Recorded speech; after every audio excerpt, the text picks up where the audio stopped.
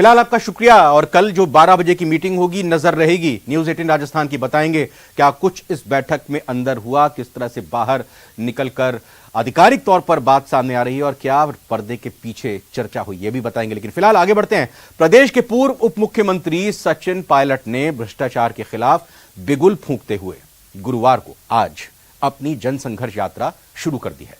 सचिन पायलट अपनी पदयात्रा के तहत हर रोज 25 किलोमीटर की दूरी तय करेंगे। वो 15 मई को जयपुर पहुंचकर इस यात्रा का समापन करेंगे। भले ही पायलट ने जनसंघर्ष यात्रा को भ्रष्टाचार के खिलाफ बताया हो, लेकिन बीजेपी इसे सियासी टूल किट के तौर पर देख रही है।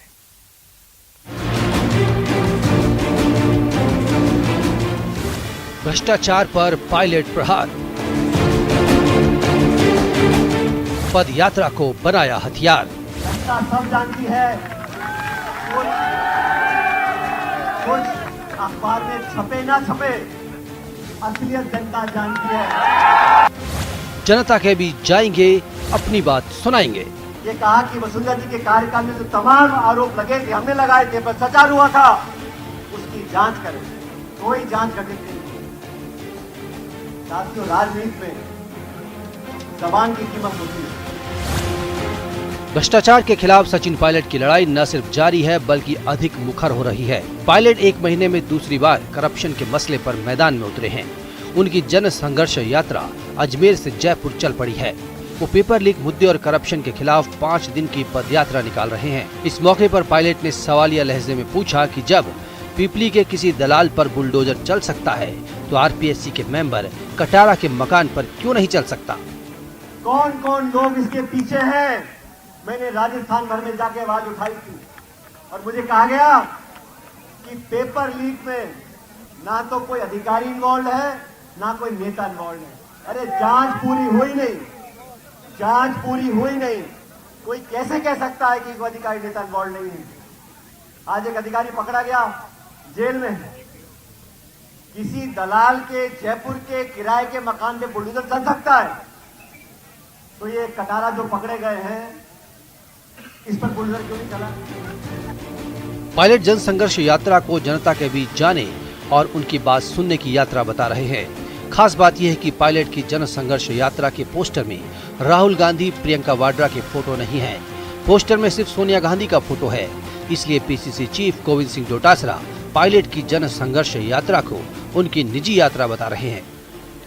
किसी भी सूरत में संगठन की यात्रा वही होती है जिसमें हाथ का निशान होता है, खड़गे साहब की फोटो होती है, राहुल गांधी जी की फोटो होती है, सोनिया गांधी जी की फोटो होती है और कांग्रेस संगठन एआईसीसी या पीसीसी कोई कार्यक्रम देता है। ये उनकी व्यक्तिगत यात्रा है। पायलट की पदयात्रा पर सीएम गहलोत ने बेहद नपे-तुले अंदाज में अपनी प्रतिक्रिया दी। उन्होंने पार्टी के हित को सर्वोपरि बताते हुए सभी से साथ चलने का आह्वान किया।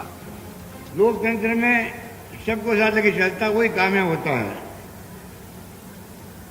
कामयाब वही होता है जो सबको साथ लेके चलता है और जो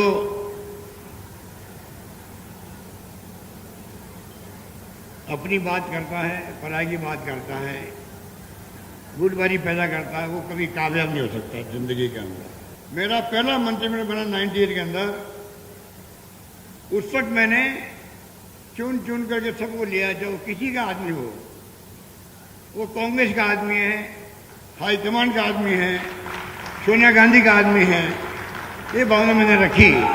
लाइन जो है, लाइन आप बड़ी लाइन खींच दो भैया, लाइन बड़ी खींचो बजाय कि दूसरों की लाइन काटो। और हमेशा मैंने वही काम किया, लाइन बड़ी खींचने के लिए पूरी निष्ठा, पूरी ईमानदारी, पूरी प्रतिबद्धता पार्टी के प्रति, पार्टी की नीतियाँ, उसके कार्यक्रम के सिद्धांतों के प्रति जिंदगी लगा दी मैंने इन बातों के लिए। और मैंने देखा ऐसे लोगों को जो अपनी गुड पॉलिटिक्स करते हैं, थारी मारी करते हैं, वो कभी कामयाब नहीं हो सकते। वैसे लोग पार्टी के भी लॉयल होते भी नहीं है, वो लॉयल नहीं होते हैं पार्टी में। लॉयल्टी बहुत जरूरी है आज के वक्त में, जब देश में हालात क्या है आप जानते हो। पायलट भले ही अपनी यात्रा का उद्देश्य करप्शन पर प्रहार बता रहे हों, लेकिन पदयात्रा से सूबे का सियासी पारा बढ़ गया है। तमाम तरह की चर्चाएं चल पड़ी हैं, जिस पर बीजेपी तंज कस रही है। केंद्रीय मंत्री गजेंद्र सिंह शेखावत ने पायलट की पदयात्रा को कांग्रेस की आपस की गुटबाजी बताई।